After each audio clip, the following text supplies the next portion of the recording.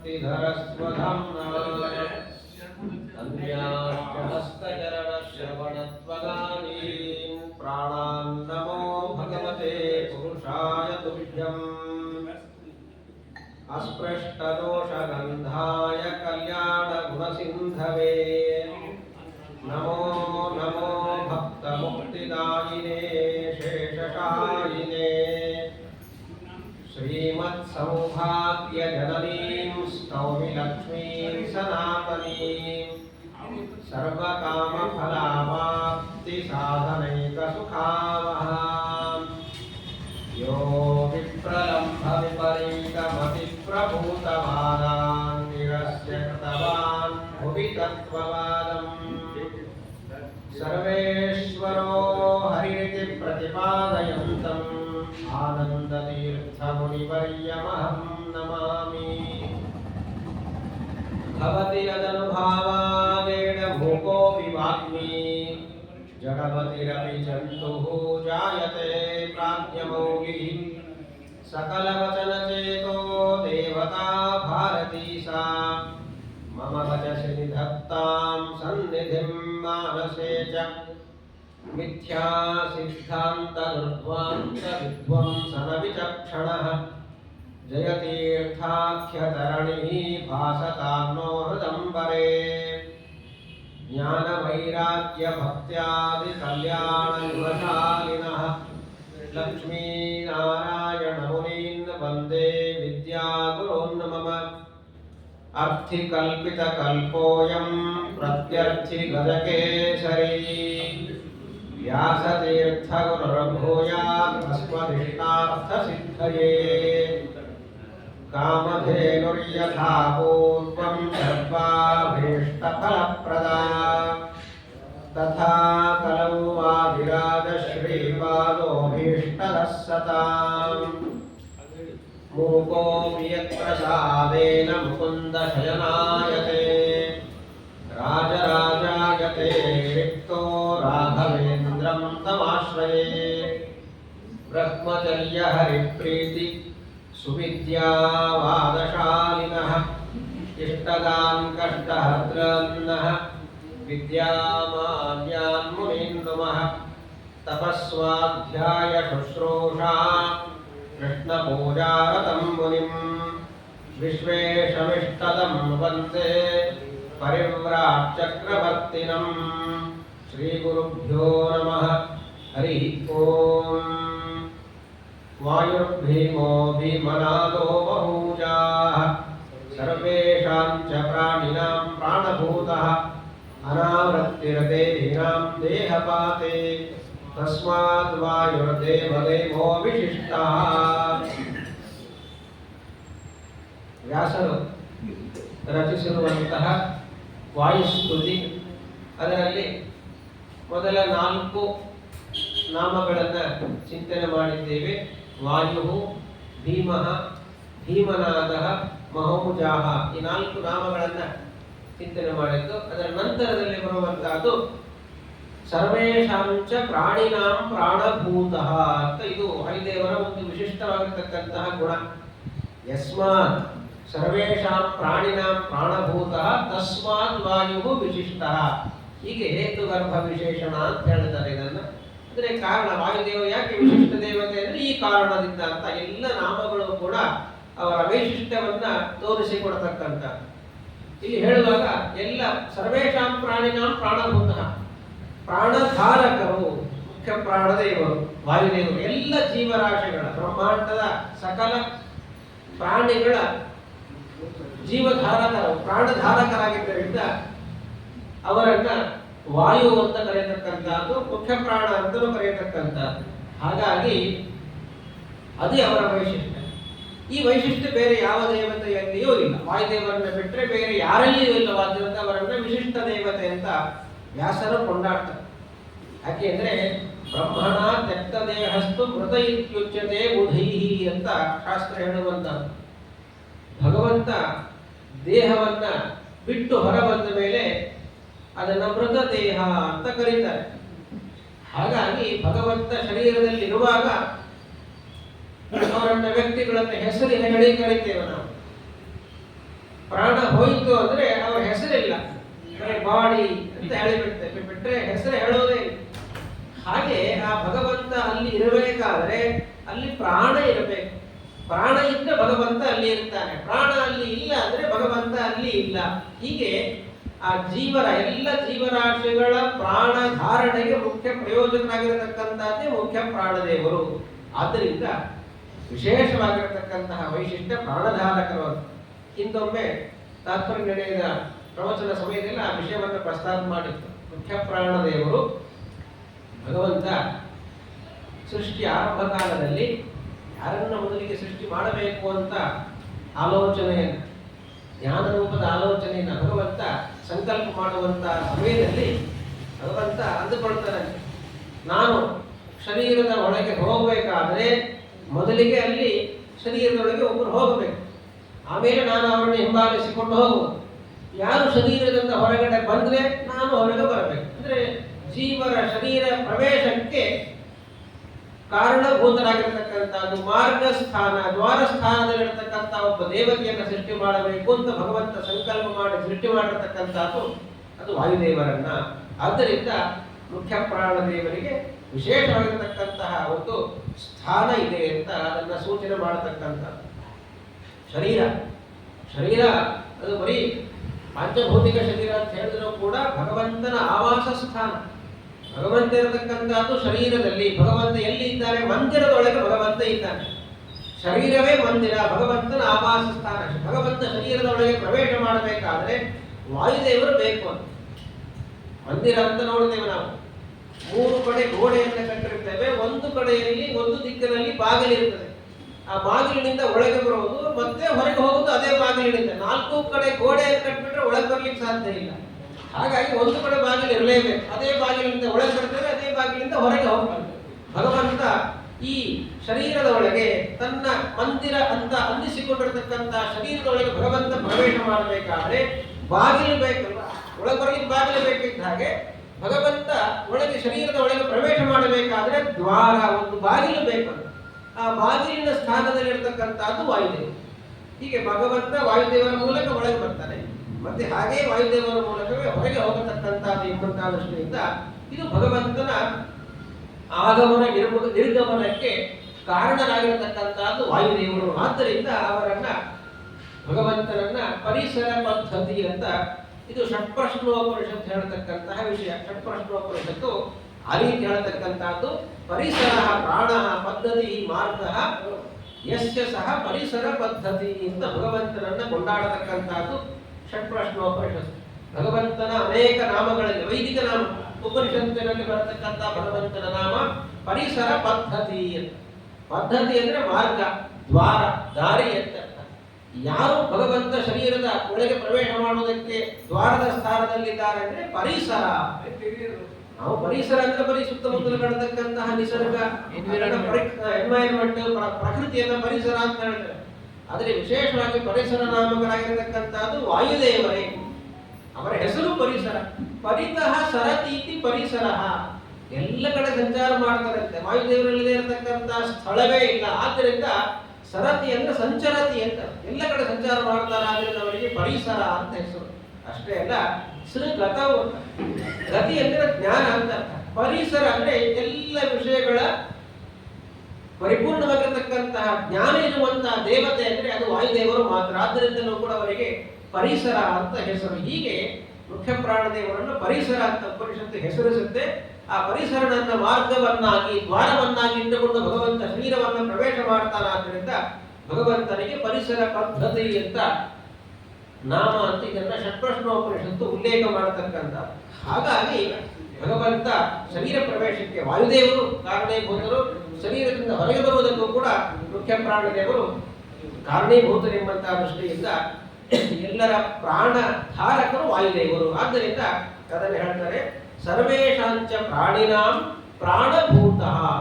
ಇದು ವಾಯುದೇವರ ವಿಶೇಷವಾಗಿರತಕ್ಕಂತಹ ಮಹಿಮೆ. ಆದ್ದರಿಂದ ಅವರನ್ನ ವಿಶಿಷ್ಟ ಅಂತ ಕರೀತಾರೆ.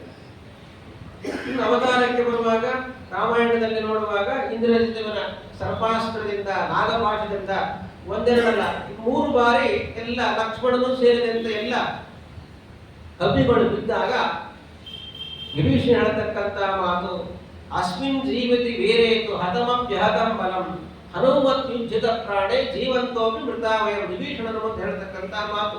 ವಿಭೀಷಣನಿಗೆ ಏನೂ ಆಗಲಿಲ್ಲ. ಯಾಕೆ? ಅವನು ಆ ಸಮಯದಲ್ಲಿ ಲಂಕಾಪಟ್ಟಣದಲ್ಲಿ ಏನು ನಡೀತಾ ಇದೆ ಅಂತ ತಿಳ್ಕೊಂಡು ಬರಬೇಕು ಅಂತ ಲಂಕಾಪಟ್ಟಣದ ಒಳಗೆ ಹೋಗಿದ್ದ ವಿಭೀಷಣ. ಆ ಯುದ್ಧ ರಂಗದಲ್ಲಿ ಇರಲಿಲ್ಲ. ಯಾವಾಗ ಇಂದ್ರಜಿತ್ ಸರ್ಪಾಸ್ತ್ರ ಪ್ರಯೋಗವನ್ನು ಮಾಡುವಂತಹ ಸಮಯದಲ್ಲಿ ಇದ್ದಿದ್ರೆ ಅವನು ಬಿದ್ದು ಹೋಗ್ತಿದ್ದ. ಅವ್ರು ಒಳಗೆ ಹೋಗಿದ್ರಿಂದ ಅವನಿಗೆ ಏನೂ ಆಗಲಿಲ್ಲ. ಉಳಿದೆಲ್ಲ ಕಪ್ಪೆಗಳು ಬಿದ್ದಿದ್ದಾರೆ. ಅವನು ಹುಡುಕೊಂಡು ದೀಪ ಹೊಡ್ಕೊಂಡು ಯಾರಾದರೂ ಬದುಕಿದ್ದಾರೋ ಅಂತ ನೋಡೋಣ ಅಂತ ಬರ್ತಾ ಇರಬೇಕಾದ್ರೆ ಜಾಂಬವಂತ ಸ್ವಲ್ಪ ಬಿದ್ದಿದ್ದಾನೆ, ಉಸಿರಾಡ್ತಾ ಇಲ್ಲ. ಹಾಗಾಗಿ ಜಾಂಬವಂತ ಹೇಳತಕ್ಕಂತ ಮಾತು, ಹನುಮಂತ ಎಲ್ಲಿ ಬದುಕಿದ್ದಾನೋ ನೋಡು ವಿಭೀಷಣ, ಅವನು ಬದುಕಿದ್ದಾನೆ ಅಂದ್ರೆ ನಾವೆಲ್ಲ ಬದುಕಿಲ್ಲ. ಒಂದು ವೇಳೆ ಹನುಮಂತ ಬದುಕಿಲ್ಲ ಅಂದ್ರೆ ನಾವು ಬದುಕಿದ್ರು ಸತ್ತಂತೆ ಎಂಬಂತ ಮಾತನ್ನು ಹೇಳ್ತಾನೆ. ಹೀಗೆ ಇಂತಹ ಹನುಮಂತ ದೇವರು ಒಂದಲ್ಲ 2 ಬಾರಿ ಆ ಪರ್ವತವನ್ನ, ಸಂಜೀವನ ಪರ್ವತವನ್ನ ತಂದು ಎಲ್ಲರ ಪ್ರಾಣಧಾರಕರು, ಮೃತರಂತೆ ಬಿದ್ದಿರತಕ್ಕಂಥ ಎಲ್ಲ ಕಪಿಗಳನ್ನ ಬದುಕಿಸಿರತಕ್ಕಂಥದ್ದು ಕೇವಲ ಶ್ವಾಸ, ಗಾಳಿಯಿಂದ. ಪರ್ವತದಲ್ಲಿ ಆ ಗಿಡಮೂಲಿಕೆಗಳೇನಿದ್ದಾವೆ ಅವುಗಳ ಮೇಲೆ ಸ್ವತಃ ತಾವೇ ಗಾಳಿ ರೂಪದಲ್ಲಿ ಬೀಸಿ ಎಲ್ಲರನ್ನು ಎಬ್ಬಿಸಿ ಕೂರಿಸ್ತಾರೆ ಹನುಮಂತ ದೇವ. ಆದ್ದರಿಂದ ಸಕಲರ ಪ್ರಾಣಧಾರಕರು ಅದು ಹನುಮಂತ ದೇವರಾದ್ದರಿಂದ ಸರ್ವೇಶಾಂತ ಪ್ರಾಣಿನಾಂ ಪ್ರಾಣಭೂತ ಆದರೆ ಹನುಮಂತ ದೇವರಿಗೂ ಅನ್ವಯವಾಗತಕ್ಕಂಥ, ಭೀಮಸೇನ ದೇವರಿಗೂ ಅದೇ ಅನ್ವಯವಾಗುತ್ತೆ. ವಾರಣಾವತ ದಾಹ ಪ್ರಸಂಗದಲ್ಲಿ ಆನಂತರ ಅದರ ನಂತರದಲ್ಲಿ ಹೊರಟು ಕಾಡನ್ನ ಪ್ರವೇಶ ಮಾಡಿದಾಗ ಹಿಡಿಂಬ ಮುಂದಾಗಿರ್ತಕ್ಕಂತಹ ದುಷ್ಟರನ್ನ ರಕ್ಷಣೆ ಮಾಡುವಂತಹ ವಿಷಯದಲ್ಲಿ, ಬಕಾಸುರನಿಂದ ರಕ್ಷಣೆ, ಹೀಗೆ ಎಲ್ಲೆಲ್ಲಿ ವನವಾಸ ಸಮಯದಲ್ಲಿ ಜಟಾಸುರ, ಕಿರ್ಮೀರ ಮುಂದಾಗಿರ್ತಕ್ಕಂತಹ ದುಷ್ಟ ರಾಕ್ಷಸರು, ಕೀಚಕ ಇದ್ದಾರೆ. ಹೀಗೆ ಎಲ್ಲೆಲ್ಲಿ ಪ್ರಾಣಾಪಾಯ ಬಂದಿದೆ ಪಾಂಡವರಿಗೆ ಎಲ್ಲ ಕಡೆಯೂ ಕೂಡ ರಕ್ಷಣೆ ಮಾಡಿರತಕ್ಕಂಥ ಭೀಮಸೇನ ದೇವರ ಸಕಲ ಎಲ್ಲ ಪಾಂಡವರ ಪ್ರಾಣಧಾರಕರು ಸ್ವತಃ ಭೀಮಸೇನ ದೇವರೇ. ಆದ್ದರಿಂದ ಅವರನ್ನು ಹೇಳ್ತಕ್ಕಂಥದ್ದು ಸರ್ವೇಶಾಂಚ ಪ್ರಾಣಿನಾಂ ಪ್ರಾಣಭೂತಃ. ಆಚಾರ್ಯರು ಪ್ರಾಣಧಾರಕ, ಜೀವಂತೋಪಿ ಮೃತಾವಯಂ. ಆಚಾರ್ಯರು ಅವತಾರ ಮಾಡದೆ ಹೋಗಿದ್ರೆ ಜೀವಂತೋಪಿ ಬದುಕಿದ್ರು ಸತ್ತಂತೆ ಬದುಕ್ತಾ ಇದ್ದ ಮನುಷ್ಯ ಭಗವಂತನ ಭಕ್ತರು. ಹಾಗಾಗಿ ಅವರನ್ನ ಭುವನ ಜೀವನ ಅಂತ ಪಂಡಿತಾಚಾರ್ಯರು ಹೆಸರಿಸ್ತಾರೆ. ಇಡೀ ಭುವನಕ್ಕೆ, ಇಡೀ ಬ್ರಹ್ಮಾಂಡಕ್ಕೆ ಜೀವನವನ್ನ, ಬದುಕನ್ನು ನೀಡಿರತಕ್ಕಂಥದ್ದು ಅದು ಆಚಾರ್ಯ ಮಧುರಾದ್ರಿಂದ ಸರ್ವೇಶಾಂಚ ಪ್ರಾಣಿನಾಂ ಪ್ರಾಣಭೂತ ಅಂತ ಆಚಾರ್ಯರನ್ನು ಕೂಡ ಹೆಸರಿಸತಕ್ಕಂಥದ್ದು. ಈ ದೃಷ್ಟಿಯಿಂದ ಇಂತಹ ವೈಶಿಷ್ಟ್ಯ ಅದು ವಾಯುದೇವರಲ್ಲಿ ಮಾತ್ರವೇ ಇದೆ ಹೊರತು ಬೇರೆ ಯಾವ ದೇವತೆಯಲ್ಲಿಯೂ ಇಲ್ಲ. ಆ ದೃಷ್ಟಿಯಿಂದ ಅವರನ್ನ ವಿಶಿಷ್ಟ ಅಂತ ಕರೆಯತಕ್ಕಂಥ. ಹೀಗೆ ವಾಯುದೇವರ ಮಹಿಮೆಗಳಲ್ಲಿ ಪ್ರಾಣಧಾರಕತ್ವವೂ ಕೂಡ ಒಂದು ಅಂತ ಅದನ್ನ ಸೂಚನೆ ಮಾಡ್ತಾರೆ. ಸರ್ವೇಶಾಂಚ ಪ್ರಾಣಿನಾಂ ಪ್ರಾಣಭೂತ. ಆಮೇಲೆ ಹೇಳತಕ್ಕಂಥದ್ದು ಅನಾವೃತ್ತಿ ದೇಹಿನಾಂ ದೇಹಪಾತೆ. ಇದು ಯಸ್ಮಾತ್ ದೇಹಿನಾಂ ದೇಹಪಾತೆಯ ಅನಾವೃತ್ತಿ ತಸ್ಮಾತ್ ವಾಯು ವಿಶಿಷ್ಟ ಅಂತ ಅದನ್ನು ಅನ್ವಯ ಮಾಡ್ತಾರೆ. ಇದನ್ನು 3 ರೀತಿಯಲ್ಲಿ 3 ಸ್ತರಗಳಲ್ಲಿ ಇದನ್ನು ವಿಶ್ಲೇಷಣೆ ಮಾಡತಕ್ಕಂಥ ಒಂದು ವಿಶೇಷವಾಗಿ ದೇಹ ಧಾರಣೆ. ಆ ವಿಷಯದಲ್ಲಿಯೂ ಕೂಡ ವಾಯುದೇವರ ಪಾತ್ರ ಬಹಳಷ್ಟು ಮುಖ್ಯ. ಆ ನಂತರ ಮರಣಕಾಲ, ಆ ಸಮಯದಲ್ಲಿಯೂ ಕೂಡ ವಾಯುದೇವರ ಪಾತ್ರ ಬಹಳಷ್ಟು ಮುಖ್ಯ. ತದನಂತರದಲ್ಲಿ ಮೋಕ್ಷ ಗಮನ, ಆ ಸಮಯದಲ್ಲಿಯೂ ಕೂಡ ವಾಯುದೇವರು ಬಹಳ ಮುಖ್ಯ ಅವರ ಪಾತ್ರ. ಆ ದೃಷ್ಟಿಯಿಂದ ತ್ರಿವಿಧ 3 ಸ್ತರಗಳಲ್ಲಿ ಅದನ್ನ ವಿಶ್ಲೇಷಣೆ ಮಾಡತಕ್ಕಂಥದ್ದು ಅನಾವೃತ್ತಿ ದೇಹಿನಾಂ ದೇಹಪಾತೆ ಅಂತ. ಹೀಗೆ ದೇಹಪಾತ ಅಂದ್ರೆ ದೇಹದ ಪತನ ಅಂತ. ದೇಹಪಾತೆ ಅಂತ ಅಲ್ಲಿ ಸಪ್ತಮಿ ಭಕ್ತಿಯನ್ನ ಇರತಕ್ಕಂಥ ವ್ಯಾಕರಣ ಶಾಸ್ತ್ರದ ಪ್ರಕಾರ ಸಪ್ತಮಿ ಭಕ್ತಿಗೆ ಅನೇಕ ಅರ್ಥಗಳಿದ್ದಾವೆ. ಸ್ವತಃ ವಾಯುದೇವರು ಮಹಾವ್ಯಾಕರಣ ಬೋಧಿ ವರ್ತಮಾನ ಸಮಂತರಂ ಗವಯಂತಂ ರಾಮಕೀರ್ತ್ಯ ಹನುಮಂತ ಉಪಾಸ ಮಹಾವ್ಯಾಕರಣವನ್ನು ಅಧ್ಯಯನ ಮಾಡತಕ್ಕಂಥದ್ದು. ಸಮಗ್ರ ಮಹಾವ್ಯಾಕರಣದ ಜ್ಞಾನಿಗಳು ಹನುಮಂತ ದೇವರು. ಹಾಗಾಗಿ ದೇಹಪಾತೆ ಅಂದ್ರೆ ನಿಮಿತ್ತ ಸಪ್ತಮಿ ಅಂತ ಹೇಳ್ತಾರೆ. ನಿಮಿತ್ತ ಅಂದ್ರೆ ಕಾರಣ. ದೇಹಪಾತಕ್ಕೆ, ದೇಹಿಗಳ ಜೀವಿಗಳ ದೇಹಪಾತಕ್ಕೆ ಏನು ಕಾರಣ? ವಯಸ್ಸಾಯಿತು, ರೋಗಾದಿಗಳಿತ್ತು, ಅದಕ್ಕೆ ದೇಹ ಬಿದ್ದು ಹೋಯಿತು ಅಂತ ಹೇಳಿದ್ರೆ ಪಂಚಭೌತಿಕ ಶರೀರದ ಪತನಕ್ಕೆ ಮುಖ್ಯ ಕಾರಣೀಭೂತರಾಗಿರ್ತಕ್ಕಂಥದ್ದು ಯಾರು ಅಂದ್ರೆ ವಾಯುದೇವರು. ದೇಹ ಬಿತ್ತು ಯಾಕೆ ಅಂದ್ರೆ ವಾಯುದೇವರು ಅಲ್ಲಿ ಇಲ್ಲ, ಆದ್ರಿಂದ ದೇಹ ಬಿತ್ತು. ಆ ದೇಹ ಹೇಳುತ್ತೆ ಯಾಕೆಂದ್ರೆ ಪ್ರಾಣದೇವರು ಅಲ್ಲಿದ್ದಾರೆ. ಆದ್ರಿಂದ ಪ್ರಾಣದೇವರು ಇದ್ದಾರೆ ಅನ್ನುವಂಥದ್ದೇ ದೇಹದ ಇರುವಿಕೆಗೆ ಕಾರಣ. ಪ್ರಾಣದೇವರು ಇಲ್ಲ ಎನ್ನುವಂಥದ್ದೇ ಆ ದೇಹದ ಪತನಕ್ಕೂ ಕಾರಣ. ಆದ್ರಿಂದ ಯಾವ ಇಂದ್ರಿಯಾಭಿಮಾನ ದೇವತೆಗಳು ಕೂಡ ದೇಹ ಧಾರಣೆಯನ್ನ ಮಾಡಲಿಕ್ಕೆ ಶಕ್ತರಲ್ಲ. ಒಂದು ಕಥೆ ಬರುತ್ತೆ, ಎಲ್ಲ ದೃಷ್ಟಾಂತವನ್ನ, ಒಂದು ಬ್ರಹ್ಮದೇವರ ಶರೀರವನ್ನ ಮಾಧ್ಯಮವನ್ನಾಗಿಟ್ಟುಕೊಂಡು ವಾಯುದೇವರ ಜೀವೋತ್ತಮತ್ವವನ್ನು ಪ್ರಪಂಚಕ್ಕೆ ಸಾರಬೇಕು ಎಂಬಂತಹ ದೃಷ್ಟಿಯಿಂದ ಎಲ್ಲ ದೇವತೆಗಳು ಆ ಶರೀರದಿಂದ ಹೊರಗೆ ಬರ್ತಾರೆ. ದೇಹ ಹಾಗೆ ಪ್ರಾಣದೇವರು ಯಾವಾಗ ಹೊರಗೆ ಬಂದ್ರೋ ಶರೀರ ಪಾತ ಆಯಿತು. ಪುನಃ ಎಲ್ಲ ದೇವತೆಗಳು ಒಬ್ಬೊಬ್ಬರಾಗಿ ಒಳಗೆ ಪ್ರವೇಶ ಮಾಡ್ತಾರೆ. ಬಿದ್ದಿರತಕ್ಕಂತಹ ಶರೀರ ಮೇಲೆ ಏಳಲಿಲ್ಲ.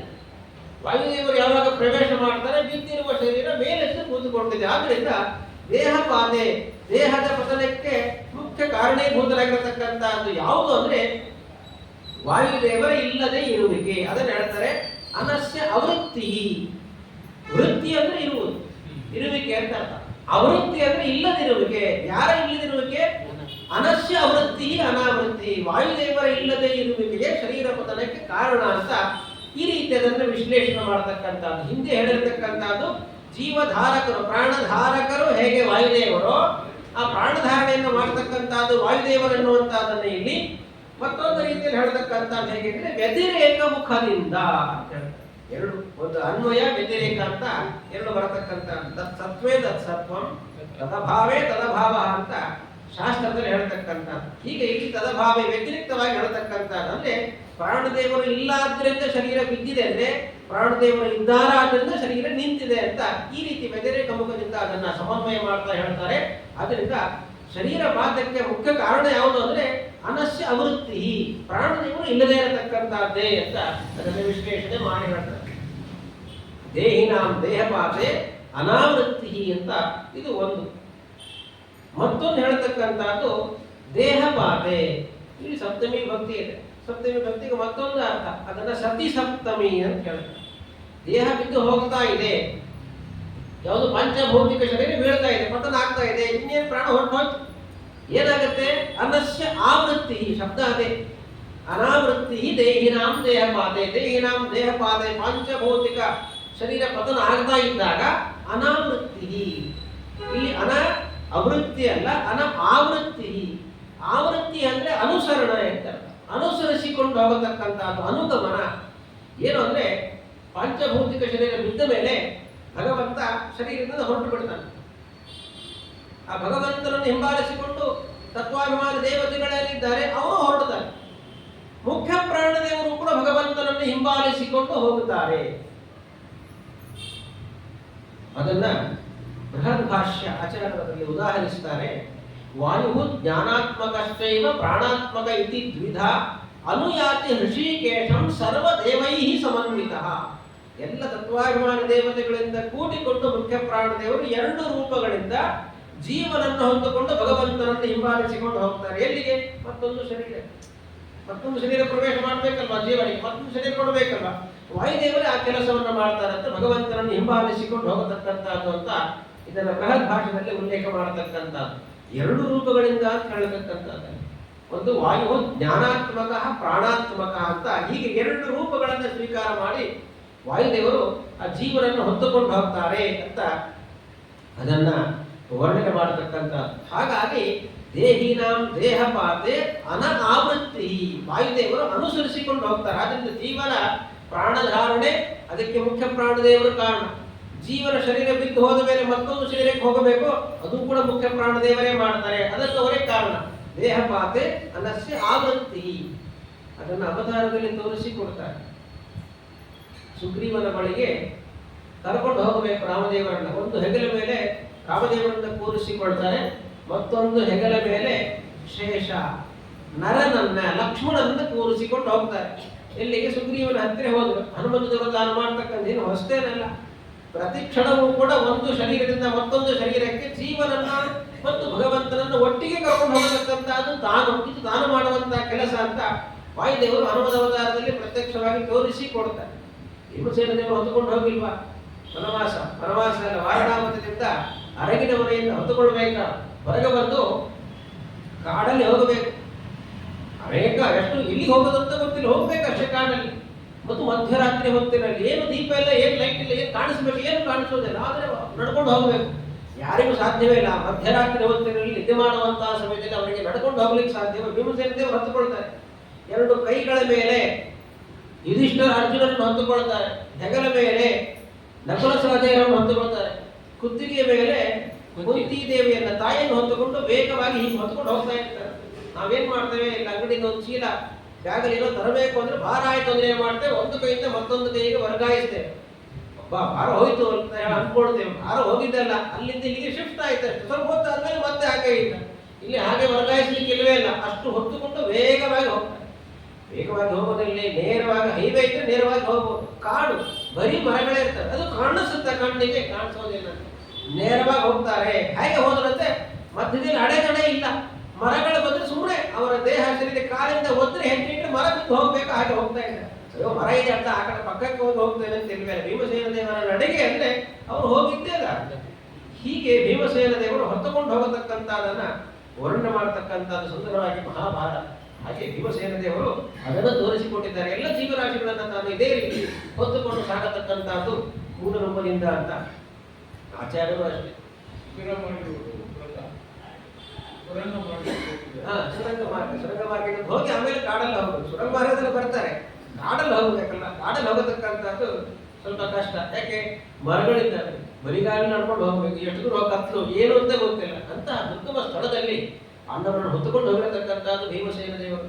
ಆಚಾರ್ಯರು ಹೊತ್ತಾ ಇದ್ದಾರೆ. ಬದರಿ ಯಾತ್ರೆಗೆ ಹೋಗಬೇಕು, ತಮ್ಮ ಶಿಷ್ಯರ ಸಭೆಗೆ ಹೋಗ್ತಾ ಇದ್ದಾರೆ. ಭೋಗರಿ ಅಂತಕ್ಕಂಥ ಗಂಗಾ ಪ್ರವಾಹ ಇದೆ, ದಾಟಬೇಕು.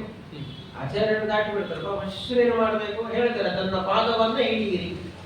ಆಚಾರ್ಯ ನೀರಿಗೆ ಧುಮುಕುತ್ತಾರೆ. ಎಲ್ಲ ಶಿಷ್ಯರು ಆಚಾರ್ಯನ ಪಾದವನ್ನು ಹಿಡ್ಕೊಂಡು ಧುಮುಕುತ್ತಾರೆ. ಒಬ್ಬ ಶಿಷ್ಯ ಆಚಾರ್ಯನ ಪಾದವನ್ನ, ಮತ್ತೊಬ್ಬ ಶಿಷ್ಯ ಅವರ ಪಾದವನ್ನು, ಹೀಗೆ ಎಲ್ಲರೂ ಕೂಡ ಒಬ್ಬೊಬ್ಬರಾಗಿ ಪಾದವನ್ನು ಹಿಡಿದುಕೊಂಡು ಆಚಾರ್ಯ ಈಜಿಕೊಂಡು ಆ ಪ್ರವಾಹ, ಗಂಗಾ ಪ್ರವಾಹ ಅಂತ ಗೊತ್ತಿರುತ್ತೆ ನೋಡಿದವರಿಗೆ. ಅಂತ ಭೀಕರವಾಗಿರ್ತಕ್ಕಂಥ ಪ್ರವಾಹವನ್ನು ಅನಾಯಾಸವಾಗಿ ಎಲ್ಲರನ್ನ ಸೇರಿಸಿಕೊಂಡು ದಾಟಿಸಿರ್ತಕ್ಕಂಥದ್ದು ಆಚಾರ್ಯರು ಅಂತ ಅದನ್ನು ನಮ್ಮ ಧ್ರುವಿದೆ ವರ್ಣನೆ ಮಾಡತಕ್ಕಂಥದ್ದು. ಹೀಗೆ ಅನಾವೃತ್ತಿ ದೇಹಿನಾಂ ದೇಹಪಾತೆ ಅನಸ್ಯ ಆವೃತ್ತಿ. ಭಗವಂತನನ್ನು ಅನುಸರಿಸಿಕೊಂಡು ಹೋಗತಕ್ಕಂಥದ್ದು ವಾಯುದೇವರು ಆ ಮರಣಕಾಲದಲ್ಲಿ ಅಂತ ಅದೆಲ್ಲ ವರ್ಣನೆ ಮಾಡತಕ್ಕಂಥದ್ದು. ಇದು ಎರಡನೇ ರೀತಿಯಾಗಿರ್ತಕ್ಕಂಥದ್ದು. ಮತ್ತೊಂದು ದೇಹಿನಾಂ ದೇಹಪಾತೆ ಅನಸ್ಯ ಅವೃತ್ತಿ. ದೇಹಪಾತ ಅಂದ್ರೆ ಪಂಚಭೌತಿಕ ಶರೀರ ಅಲ್ಲ, ಚರಮ ಶರೀರ, ಕೊನೆಯ ದೇಹ, ಲಿಂಗ ದೇಹ. ದೇಹಪಾತೆ ಅಂದ್ರೆ ಲಿಂಗ ದೇಹಪಾತೆ ಸತಿ ಅನಸ್ಯ ಅವೃತ್ತಿ. ಅಂದ್ರೆ ಸಂಸಾರಾವಸ್ಥೆಯ ಕೊನೆಯ ಶರೀರವಾಗಿರತಕ್ಕಂಥ ಚರಮ ದೇಹ ತರಿಸಿಕೊಂಡಿರ್ತಕ್ಕಂಥ ಲಿಂಗ ದೇಹ ಪತನ ಆಗುವಂತ ಪತನ, ಅದನ್ನು ಲಿಂಗ ದೇಹ ಭಂಗ ಮಾಡಿ ಮುಂದೆ ಏನು ಮಾಡ್ತಾರೆ, ಅನಸ್ಯ ಅವೃತ್ತಿ, ಪುನಃ ಜೀವನದ ಸಂಸಾರಕ್ಕೆ ಕರ್ಕೊಂಡು ಬರೋದಿಲ್ಲ. ಅಲ್ಲಿಂದ ಪುನಃ ಮೋಕ್ಷಕ್ಕೆ ಭಗವಂತನ ಕಡೆಗೆ ಕರ್ಕೊಂಡು ಹೋಗತಕ್ಕಂಥದ್ದು ಪುನಃ ವಾಯುದೇವರೇ. ಸ ಏನ ಬ್ರಹ್ಮ ಗಮಯತಿ ಅಂತ ಉಪನಿಷತ್ತು ಹೇಳುತ್ತೆ. ಈ ರೀತಿಯಾಗಿ ಚರಮದೇಹ ಪತನದ ನಂತರದಲ್ಲಿ ಸ್ವತಃ ವಾಯುದೇವರೇ ಭಗವಂತನಲ್ಲಿಗೆ ಜೀವನನ್ನು ಕರೆದೊಯ್ಯುತ್ತಾರೆ. ಪುನಃ ಅವರಿಗೆ ಸಂಸಾರವನ್ನ ನೀಡುವುದಿಲ್ಲ ಎಂಬಂತಹ ವಿಷಯವನ್ನು ಕೂಡ ವರ್ಣನೆ ಮಾಡತಕ್ಕಂಥದ್ದು. ಅದೇ ಅನಾವೃತ್ತಿ, ಅನಸ್ಯ ಅವೃತ್ತಿ. ಅವೃತ್ತಿ ಅಂದ್ರೆ ವಾಪಸ್ ಬರತಕ್ಕಂಥದ್ದು, ವಾಪಸ್ ಕರ್ಕೊಂಡು ಬರೋದಿಲ್ಲ, ಪುನಃ ಅಲ್ಲಿಗೆ ಭಗವಂತನಲ್ಲಿಗೆ ಕರೆದೊಯ್ಯುತ್ತಾರೆ ಎಂಬಂತಹ ದೃಷ್ಟಿಯಿಂದ ದೇಹ ಧಾರಣೆಗೂ ಮುಖ್ಯ ಪ್ರಾಣದೇವರೇ ಪ್ರಯೋಜಕರು, ಮರಣಾವಸ್ಥೆಯಲ್ಲಿ ಕೂಡ ಮುಖ್ಯ ಪ್ರಾಣದೇವರೇ ಕಾರಣೀಭೂತರು, ಮೋಕ್ಷವನ್ನ ಕೊಡಿಸತಕ್ಕಂಥದ್ದು ಕೂಡ ಸ್ವತಃ ಮುಖ್ಯ ಪ್ರಾಣದೇವರೇ ಎಂಬಂತಹ ದೃಷ್ಟಿಯಿಂದ ವಿಶೇಷವಾಗಿ ಅದನ್ನ ವರ್ಣನೆ ಮಾಡತಕ್ಕಂಥದ್ದು ವ್ಯಾಸರು. ದೇಹಿನಾಂ ದೇಹಪಾತೆ ಅನಸ್ಯ ತಸ್ಮಾತ್ ವಿಶಿಷ್ಟ. ಇಂತಹ ಗುಣ ಬೇರೆ ಯಾವ ದೇವತೆಯಲ್ಲಿಯೂ ಇಲ್ಲ. ಇರತಕ್ಕಂತಹ ಸಮಯದಲ್ಲಿ ಆಯಾ ಇಂದ್ರಿಯಗಳನ್ನ ಪ್ರೇರಣೆ ಮಾಡಿ ಅವುಗಳಿಂದ ಭಗವಂತನ ಸೇವಾರೂಪವಾಗಿರ್ತಕ್ಕಂತಹ ಸಾಧನೆಯನ್ನ ಆಯಾ ತತ್ವಾಭಿಮಾನ ದೇವತೆಗಳು ಮಾಡ್ತಾರೆ ಹೊರತು ವಾಯುದೇವರು ಮಾಡುವಂತ ಈ ಎಲ್ಲ ಕೆಲಸಗಳನ್ನು ಯಾವ ದೇವತೆಯಿಂದಲೂ ಮಾಡಲಿಕ್ಕೆ ಸಾಧ್ಯ ಇಲ್ಲ. ತಸ್ಮಾತ್ ವಿಶಿಷ್ಟ ಅಂತ ಆನಂತರ ಮುಖ್ಯ ಪ್ರಾಣದೇವರನ್ನು ವಿಶಿಷ್ಟ ದೇವತೆ ಅಂತ ತೋರಿಸಿಕೊಡ್ತಾರೆ. ಅನಾವೃತ್ತಿ ದೇಹಿನಾಂ ದೇಹಪಾದೆ ತಸ್ಮಾತ್ ವಾಯು ದೇವದೇವ. ಅಲ್ಲಿ ಮತ್ತೆ ವಾಯು ಅಂತ ಶಬ್ದವನ್ನು ಎರಡನೇ ಬಾರಿ ಬಳಸ್ತಾರೆ. ಮೊದಲಿಗೆ ಪ್ರಾರಂಭ ಮಾಡತಕ್ಕಂಥದ್ದೇ ವಾಯು ಅಂತ, ಪುನಃ ಇಲ್ಲಿ ವಾಯು ಅಂತ ಹೇಳ್ತಾರೆ. ಯಾಕೆಂದ್ರೆ ಹಿಂದೆ ಬಂದಿರತಕ್ಕಂಥದ್ದು ದೇಹಧಾರಣೆಗೆ ಪ್ರಯೋಜಕರು ಮುಖ್ಯ ಪ್ರಾಣದೇವರಾದ್ದರಿಂದ ಸಂಸಾರ ಕೊಡುವುದು ಯಾರು? ಮುಖ್ಯ ಪ್ರಾಣದೇವರೇ. ಸಂಸಾರದಿಂದ ಪರಿಹಾರ ಮಾಡತಕ್ಕಂಥದ್ದು ಯಾರು? ಅದು ವಾಯುದೇವರು. ಭಗವಂತನ ಆದೇಶದಂತೆ ಈ ಕೆಲಸವನ್ನು ವಾಯುದೇವರು ಮಾಡ್ತಾರೆ. ಆದ್ದರಿಂದಲೇ ಅವರಿಗೆ ವಾಯು ಅಂತ ಹೆಸರು. ವಾಯು ಶಬ್ದಕ್ಕೆ ಮತ್ತೊಂದು ರೀತಿಯಲ್ಲಿ ಹೇಳ್ತಾರೆ, ಭಗವಂತನ ಆದೇಶದಂತೆ ಸಕಲ ಜೀವರಾಶಿಗಳಿಗೆ ಸಂಸಾರವನ್ನ ಅಂದ್ರೆ ಪಂಚಭೌತಿಕ ಶರೀರ ಪ್ರಾಪ್ತಿರೂಪವಾಗಿರತಕ್ಕಂತಹ ಸಂಸಾರವನ್ನ ಕೊಟ್ಟು ಇಲ್ಲಿ ಅನೇಕ ಕರ್ಮಗಳನ್ನು ಮಾಡಿಸ್ತಾರೆ. ಆಯಾ ಕರ್ಮಗಳಿಗೆ ಅನುಗುಣವಾಗಿ ತ್ರಿವಿಧ ಜೀವರಾಶಿಗಳಿಗೆ ತ್ರಿವಿಧವಾಗಿರತಕ್ಕಂಥ ಫಲವನ್ನು ಕೂಡ ವಾಯುದೇವರೇ ನೀಡ್ತಾರೆ. ಆನಂತರ ಅವರನ್ನ ಸಂಸಾರದಿಂದ ಬಿಡುಗಡೆಗೊಳಿಸತಕ್ಕಂಥದ್ದು ಕೂಡ ಸ್ವತಃ ವಾಯುದೇವರೇ. ಇದು ಭಗವಂತನ ಆದೇಶದಂತೆ ಮಾಡತಕ್ಕಂಥದ್ದು. ಆದ್ದರಿಂದ ಅವರಿಗೆ ವಾಯು ಎಂಬಂತಹ ಹೆಸರು. ವಯ ಬಂಧನೆ ಅಂತ ಧಾತು. ಬಂಧನ ಅಂದ್ರೆ ಬಂಧಿಸುವುದು, ಸಂಸಾರದಲ್ಲಿ ಬಂಧಿಸುವುದು ಅವರೇ, ಸಂಸಾರದಿಂದ ಬಿಡುಗಡೆಗೊಳಿಸುವುದು ಅವರೇ. ಗಂಟು ಹಾಕ್ತೇವೆ, ಹಗ್ಗದಿಂದ ಗಂಟು ಹಾಕಿದಾಗ ಆ ಗಂಟನ್ನೇ ಬಿಚ್ಚಲು ಅಲ್ಲ, ಗಂಟು ಹಾಕುವನೇ ಗಂಟನ್ನು ಬಿಚ್ಚತಕ್ಕಂಥ ಹೇಳ್ತೇವೆ. ಅಯ್ಯೋ ಗಂಟು ಬಿಚ್ಚಿಬಿಟ್ಟಿದ್ರಿ, ಬಿಚ್ಚಲಿಕ್ಕೆ ಬರೋದಿಲ್ಲ ಅಂತ ಗಂಟು ಹಾಕಿದ್ರೆ ಹೇಳ್ತಾರೆ, ಅಯ್ಯೋ ಇಷ್ಟು ಸುಲಭ ಅಂತ ಹೇಳ್ಬಿಟ್ಟು ಸುಲಭವಾಗಿ ಬಿಚ್ಚಿ ಬಿಡ್ತಾರೆ. ಗಂಟನ್ನು ಯಾರು ಹಾಕಿರ್ತಾರೆ ಅವ್ರಿಗೆ ಗಂಟು ಬಿಚ್ಚಲಿಕ್ಕೆ ಬಹಳಷ್ಟು ಸುಲಭ. ಯಾರು ಗಂಟನ್ನು ಹಾಕಿರೋದಿಲ್ಲ ಅವರಿಗೆ ಗಂಟನ್ನು ಕೊಟ್ಟು ಬಿಚ್ಚಿ ಅಂದ್ರೆ ಬಿಚ್ಚಲಿಕ್ಕೆ ಸಾಧ್ಯ ಇಲ್ಲ. ಆದ್ರಿಂದ ಸಂಸಾರವನ್ನು ಕೊಡತಕ್ಕಂಥದ್ದು ವಾಯುದೇವರು, ಇದು ಭಗವಂತನ ಅಪ್ಪಣೆಯಂತೆ. ಆದ್ದರಿಂದ ಬಂಧಕೋ ಭವಪಾಶೇನ ಭವಪಾಶಾಚ್ಚ ಮೋಚಕಃ, ಇದು ವಾಯುದೇವರು ಭಗವಂತನ ಆದೇಶದಂತೆ ಮಾಡತಕ್ಕಂಥದ್ದು ಅಂತ. ಇದನ್ನ ವಾಯು ಶಬ್ದ ಅರ್ಥ. ಇದನ್ನು ಮತ್ತು ಒಂದು ಶ್ಲೋಕದಲ್ಲಿ ವರ್ಣನೆ ಮಾಡಿದ್ದಾರೆ ಪಂಡಿತಾಚಾರ್ಯರು ವಾಯುಸ್ತುತಿ ವಿಸ್ತಾರವ. ತತ್ವಜ್ಞಾನ ಮುಕ್ತಿಭಾಜ ಸುಖಯಸಿ ಹಿ ಗುರೋ ಯೋಗ್ಯತಾ ತಾರತಮ್ಯ ಆಧತ್ಸೆ ವಿಶ್ವಬುದ್ಧಿ ತ್ರಿದಿವ ನಿರಯ ಭೂ ಗೋಚರಾನ್ ನಿತ್ಯಬದ್ಧಾನ್ ತಾಮಿಸ್ರಾಂಧಾವಿಕಾಖ್ಯೆ ತಮಸಿ ಸುಬಹುಲಂ ದುಃಖಯಸಿ ಅನ್ಯಥಾಜ್ಞಾ. ಇಷ್ಟೆಲ್ಲ ಮಾಡಿದ್ದು ವಿಷ್ಣೋ ಆಜ್ಞಾಭಿ, ಭಗವಂತನ ಅಪ್ಪಣೆಯಂತೆ ಇದೆಲ್ಲವನ್ನು ಮಾಡ್ತಾ ಇದ್ದೇನೆ ವಾಯುದೇವರಂತ. ಇದು ನಾನು ಹೇಳ್ತಾ ಇಲ್ಲ. ಶ್ರುತಿ ಶತಂ ಇತಿಹಾಸಾದಿಚ ಆಕರ್ಣಯಾಮಃ, ಒಂದೆರಡಲ್ಲ ನೂರಾರು ಶ್ರುತಿಗಳು ಈ ವಿಷಯವನ್ನು ಮುಖ್ಯ ಪ್ರಾಣದೇವರ ಮಹಿಮೆಯಲ್ಲಿ ಈ ರೀತಿ ಕೊಂಡಾಡ್ತಾ ಇದ್ದಾವೆ. ಇತಿಹಾಸಾದಿ ಮಹಾಭಾರತವನ್ನಾಗಿರ್ತಕ್ಕಂಥ ಇತಿಹಾಸ ಗ್ರಂಥಗಳು ಕೂಡ ಇದನ್ನು ಹೇಳುವಂತಹದನ್ನು ಆಕರ್ಣಯಾಮಃ ನಾವು ಕೇಳಿದ್ದೇವೆ ಅಂತ ಸುಂದರವಾಗಿ ಈ ವಿಷಯವನ್ನ ವರ್ಣನೆ ಮಾಡತಕ್ಕಂಥದ್ದು. ಹೀಗೆ ತತ್ವಜ್ಞಾನ ಮುಕ್ತಿವಾದ ಜ್ಞಾನಿಗಳು ಭಗವತ್ ತತ್ವ ಅರಿತಿರತಕ್ಕಂಥ ಶ್ರೇಷ್ಠ ಜ್ಞಾನಿಗಳಿಗೆ ಮೋಕ್ಷವನ್ನು ಕೊಡತಕ್ಕಂಥದ್ದು ವಾಯುದೇವರು. ಇನ್ನು ಮಿಶ್ರ ಬುದ್ಧಿ ರಾಜಸ ಜೀವರಾಶಿಗಳಿಗೆ ತ್ರಿದಿವ ನಿಲಯ ಭೂ, ಸ್ವರ್ಗ ನರಕ ಭೂಲೋಕ, ಈ ಮೂರು ಕೂಡ ಸಂಚಾರವನ್ನು ಮಾಡಿಸ್ತಾನೆ ಇರ್ತಾರೆ. ಅನ್ಯಥಾ ಜ್ಞಾನ ಸುಬಹುಲಂ ದುಃಖಯಸಿ, ಅಂಧತಮಸ್ಸಲ್ಲಿ ದುಃಖವನ್ನು ಕೊಡತಕ್ಕಂಥದ್ದು ಸ್ವತಃ ವಾಯುದೇವರೇ ಭಗವಂತನ ಆದೇಶದಂತೆ. ಹೀಗೆ ತ್ರಿವಿಧ ಜೀವರಾಶಿಗಳಿಗೆ ಯೋಗ್ಯವಾಗಿರತಕ್ಕಂಥ ಅದನ್ನು ಹೇಳ್ತಾರೆ. ಯೋಗ್ಯತಾ ತಾರತಮ್ಯ ಅಂತ ಹೇಳ್ತಾರೆ. ಎಲ್ಲರಿಗೂ ಸಮಾನವಾಗಿರತಕ್ಕಂಥ ಸುಖ ಅಲ್ಲ. ಅಂಧಂತಮಸ್ಸಿಗೆ ಯೋಗ್ಯರಾಗಿರ್ತಕ್ಕಂಥ ಜೀವರಾಶಿಗಳಿಗೆ ಸಮಾನವಾಗಿರತಕ್ಕಂಥ ದುಃಖ ಅಲ್ಲ. ಕಲಿ ಮಹಾದುಷ್ಟನಾಗಿದ್ದರಿಂದ ಹೆಚ್ಚಿನ ದುಃಖ ಅವನಿಗೆ, ಉಳಿದಿರತಕ್ಕಂಥವರಿಗೆ ಅವರವರಿಗೆ ಯೋಗ್ಯತೆಗೆ ತಕ್ಕಂತೆ ದುಃಖ. ಹೀಗೆ ಸುಖದಲ್ಲಿಯೂ ತಾರತಮ್ಯ, ದುಃಖದಲ್ಲಿಯೂ ತಾರತಮ್ಯ. ಆದರೆ ಸುಖದಲ್ಲಿ ಹೇಗೆ ಪರಿಪೂರ್ಣ ಸುಖ ಎನ್ನುವಂತಹದ್ದು ಪ್ರತಿಯೊಬ್ಬ ಜೀವರಿಗೂ ಇದೆ, ದುಃಖದಲ್ಲಿ ಅವರಿಗೆ ಯೋಗ್ಯತೆಗೆ ತಕ್ಕಂತೆ ದುಃಖವನ್ನೇ ಕೊಡತಕ್ಕಂಥದ್ದು. ನಿತ್ಯ ನರಕ ಅನಿತ್ಯ ನರಕಗಳು ಅಂತ ದ್ವಿವಿಧ. ಅನಿತ್ಯ ನರಕಗಳಲ್ಲಿ ಅವರು ಜೀವರು ಮಾಡಿರತಕ್ಕಂತಹ ಪಾಪ ಕರ್ಮಗಳಿಗೆ ಯಮಧರ್ಮ, ನರಕಾಧಿಪತಿಯಾಗಿರ್ತಕ್ಕಂಥ ಯಮದೇವರು ಶಿಕ್ಷೆಯನ್ನು ಕೊಟ್ಟರೆ, ನಿತ್ಯ ನರಕಗಳು ಅಂತ ಅನಿಸಿಕೊಂಡಿರ್ತಕ್ಕಂತಹ ಅಂಧತಾಮಿಶ್ರಮವಾಗಿರ್ತಕ್ಕಂತಹ ನರಕ ಲೋಕಗಳಲ್ಲಿ ಶಿಕ್ಷೆ ಕೊಡತಕ್ಕಂಥದ್ದು ಯಮದೇವರು ಅಲ್ಲ, ಅದು ವಾಯುದೇವರೇ ಅಂತ ಸ್ಪಷ್ಟವಾಗಿ ಹೇಳತಕ್ಕಂಥದ್ದು ಶ್ರುತಿ ಮತ್ತು ಮಹಾಭಾರತ ಮುಂತಾಗಿರ್ತಕ್ಕಂತಹ ಇತಿಹಾಸ ಗ್ರಂಥಗಳು ಅಂತ. ಇದು ವಾಯು ಶಬ್ದದ ಅರ್ಥ ಅಂತ. ಆ ಶಬ್ದವನ್ನು ಸುಂದರವಾಗಿ ಒಂದು ಶ್ಲೋಕದಲ್ಲಿ ಪಂಡಿತಾಚಾರ್ಯರು ವರ್ಣನೆ ಮಾಡ್ತಾರೆ. ಹೀಗೆ ತಸ್ಮಾತ್ ವಾಯು, ಈ ಕೆಲಸ ಯಾರು ಮಾಡ್ತಾರೆ? ಯಾರು ಮಾಡೋದಿಲ್ಲ. ಯಾವ ದೇವತೆಯಿಂದಲೂ ಮಾಡಲಿಕ್ಕೆ ಸಾಧ್ಯ ಇಲ್ಲದಿರತಕ್ಕಂಥ ಕೆಲಸವನ್ನ ವಾಯುದೇವರು ಮಾಡ್ತಾರೆ. ತಸ್ಮಾತ್ ವಾಯು ವಿಶಿಷ್ಟ. ಆದ್ರಿಂದ ಸುಂದರವಾಗಿ ಎರಡನೇ ಬಾರಿ ಮತ್ತೆ ವಾಯುದೇವರನ್ನ ಆ ರೀತಿ ಕೊಂಡಾಡತಕ್ಕಂಥದ್ದು ವೇದವ್ಯಾಸರು. ತಸ್ಮಾತ್ ವಾಯು ದೇವದೇವ ಅಂತ ಹೇಳಿದ್ದಾರೆ. ದೇವದೇವ ಎನ್ನುವಂತಹದ್ದು ಅದು ಭಗವಂತನ ಹೆಸರು. ಎಲ್ಲ ದೇವತೆಗಳ, ಬ್ರಹ್ಮಾದಿ ದೇವತೆಗಳ ದೇವ. ಆದ್ದರಿಂದ ಅವರನ್ನ ದೇವದೇವ ಅಂತ ವೇದಗಳು ಕೊಂಡಾಡ್ತಕ್ಕಂಥ. ಆದರೆ ಭಗವಂತ ಏನು ಮಾಡಿದ್ದಾನೆಂದ್ರೆ ಸ್ವತಃ ತನ್ನ ನಾಮವನ್ನು ವಾಯುದೇವರು ಕೊಟ್ಟು, ತನ್ನ ನಾಮದಿಂದ ವಾಯುದೇವರನ್ನ ಉಲ್ಲೇಖ ಮಾಡತಕ್ಕಂಥದ್ದು ಸ್ವತಃ ಭಗವಂತ. ದೇವದೇವ ಅಂತ ವಾಯುದೇವರನ್ನು ಹೊರಡ್ತಾರೆ. ಬ್ರಹ್ಮವಾಯುಗಳ ನಂತರದಲ್ಲಿ ಬರತಕ್ಕಂಥ ಗರುಡ, ಶೇಷ ಮುಂತಾಗಿರ್ತಕ್ಕಂಥ ಎಲ್ಲ ದೇವತೆಗಳ ದೇವ ಅದು ಮುಖ್ಯ ಪ್ರಾಣದೇವರು ಆಗಿದ್ದಾರೆ. ಸಕಲ ರುದ್ರಾದಿ ದೇವೋತ್ತಮರು ವಾಯುದೇವರು. ಬ್ರಹ್ಮಾದಿ ದೇವೋತ್ತಮ ಭಗವಂತ ಆದರೆ ರುದ್ರಾದಿ ದೇವೋತ್ತಮರು ಅದು ವಾಯುದೇವರು ಆಗಿದ್ದಾರೆ. ತಸ್ಮಾತ್ ವಿಶಿಷ್ಟ. ಈ ದೇವದೇವತ್ವ ಎನ್ನುವಂತಹದ್ದು ಭಗವಂತನನ್ನು ಬಿಟ್ಟರೆ ಬೇರೆ ಯಾರಲ್ಲಿ ಭಗವಂತನ ಅನುಗ್ರಹದಿಂದ ಅದು ವಾಯುದೇವರಿಗೆ ದಕ್ಕಿದೆ, ಸಿಕ್ಕಿದೆ. ಆ ವಾಯುದೇವರನ್ನು ಬಿಟ್ಟರೆ ಆ ಅರ್ಹತೆ ಎನ್ನುವಂತಹದ್ದು ಬೇರೆ ಯಾರಲ್ಲಿಯೂ ಇಲ್ಲ. ತಸ್ಮಾತ್ ವಿಶಿಷ್ಟ. ಯಸ್ಮಾತ್ ವಾಯು ದೇವದೇವ. ಯಾವ ಕಾರಣದಿಂದ ವಾಯುದೇವರು ದೇವದೇವ ಅಂತ ಅನ್ನಿಸಿಕೊಂಡಿದ್ದಾರೆ, ಆದ್ದರಿಂದಲೇ ಅವರನ್ನ ವಿಶಿಷ್ಟ ದೇವತೆ ಅಂತ. ಆ ವೈಶಿಷ್ಟ್ಯಕ್ಕೆ ಮತ್ತೊಂದು ಪ್ರಯೋಜಕವನ್ನು ಹೇಳ್ತಕ್ಕಂಥದ್ದು ಇಲ್ಲಿ ದೇವದೇವತ್ವ ಎನ್ನುವಂಥದ್ದು. ಯಾಕೆಂದ್ರೆ ಒಂದು ನ್ಯಾಯ ಇದೆ. ಅತದ್ಭಾವೇ ಸಮಾನಾಧಿಕರಣ್ಯಂ ಸಾರೂಪ್ಯಂ ಗಮಯತಿ ಅಂತ ಒಂದು ನ್ಯಾಯ. ಮುಖ್ಯವಾಗಿ ಭಗವಂತನ ಹೆಸರೇ ಆದರೂ ಕೂಡ ಭಗವಂತನ ಪ್ರತಿಬಿಂಬ, ಭಗವಂತನ ಮುಖ್ಯ ಪ್ರತಿಬಿಂಬ ಸ್ಥಾನೀಯ ಮುಖ್ಯ ಪ್ರಾಣದೇವರು. ಆಚಾರ್ಯ ತಾತ್ಪರ್ಯದಲ್ಲಿ ಹೇಳಿದ್ದಾರೆ 2ನೇ ಅಧ್ಯಾಯದಲ್ಲಿ, ಆಭಾಸಕೋಸ್ಯ ಪವನಃ.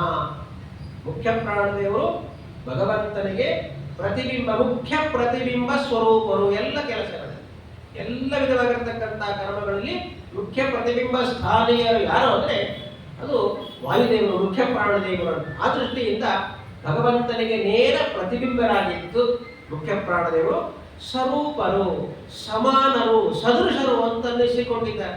ಸದೃಶರು ಅಂದರೆ ಭಗವಂತನಂತೆ ಅಷ್ಟು ಗುಣಗಳು ಅಂತಲ್ಲ, ಭಗವಂತನ ಪ್ರತಿಬಿಂಬವಾದ್ದರಿಂದ ಭಗವಂತನಲ್ಲಿ ಇರುವಂತಹ ಅನೇಕ ಗುಣಧರ್ಮಗಳು ಅದು ವಾಯುದೇವರಲ್ಲಿಯೂ ಇದೆ.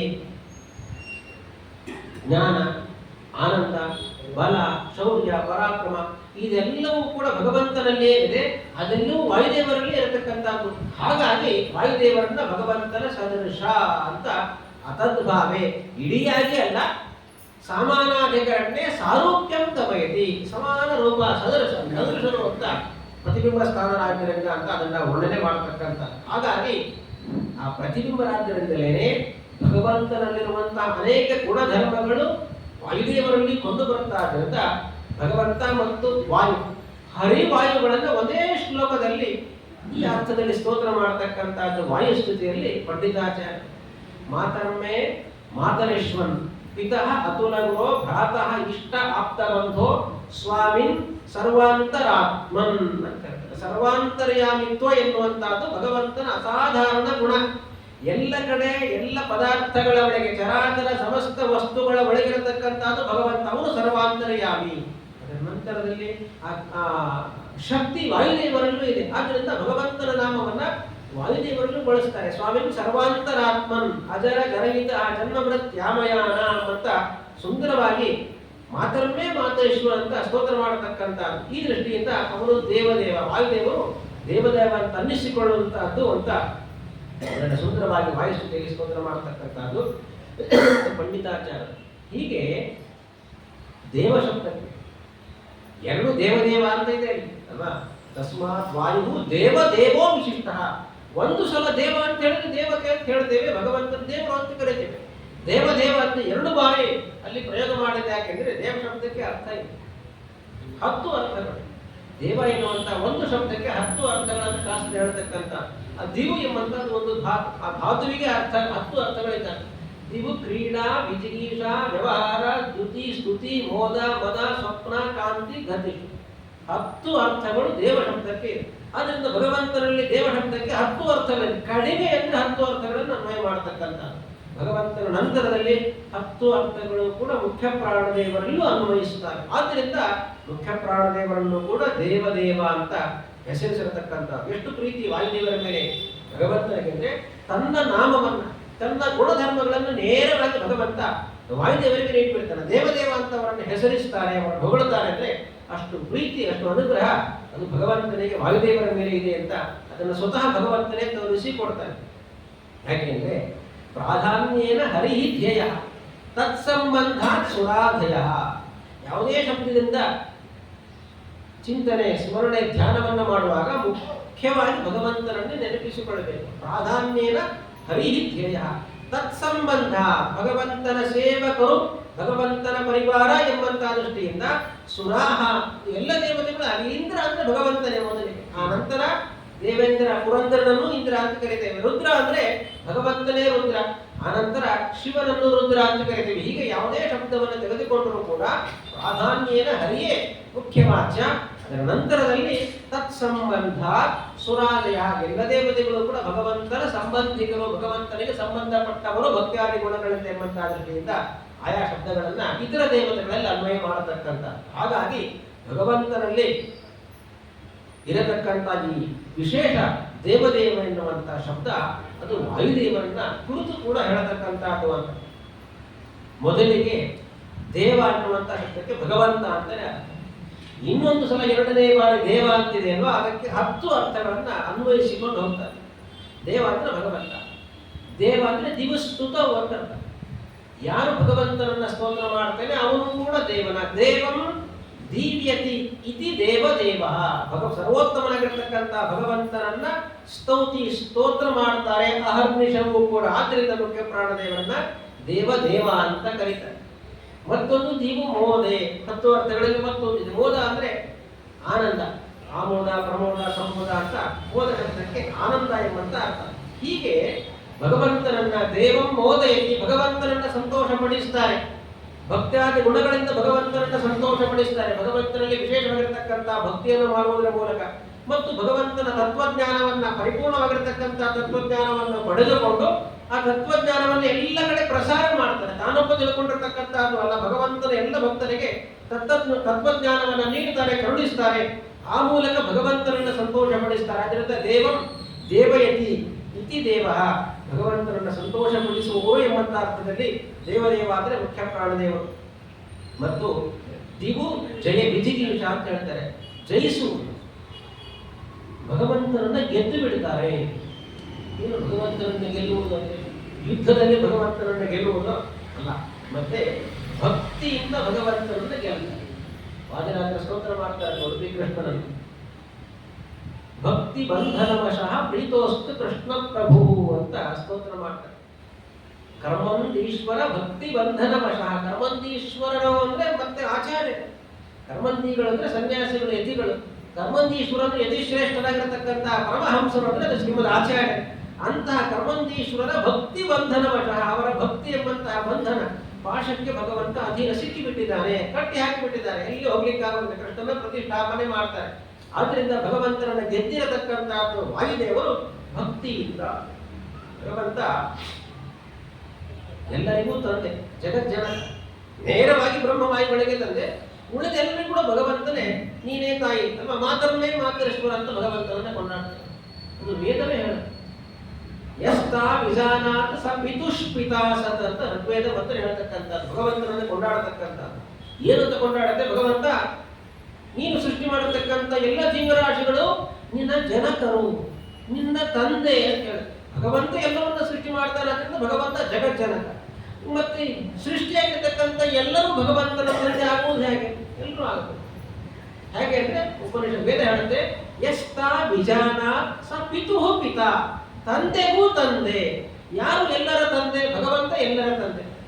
ಭಗವಂತನ ತಂದೆ ಯಾರು? ಎಲ್ಲರೂ ಭಗವಂತನ ತಂದೆ. ಇದು ಭಗವಂತನಿರ್ತಕ್ಕಂತಹ ವಿಶೇಷ ಗುಣ.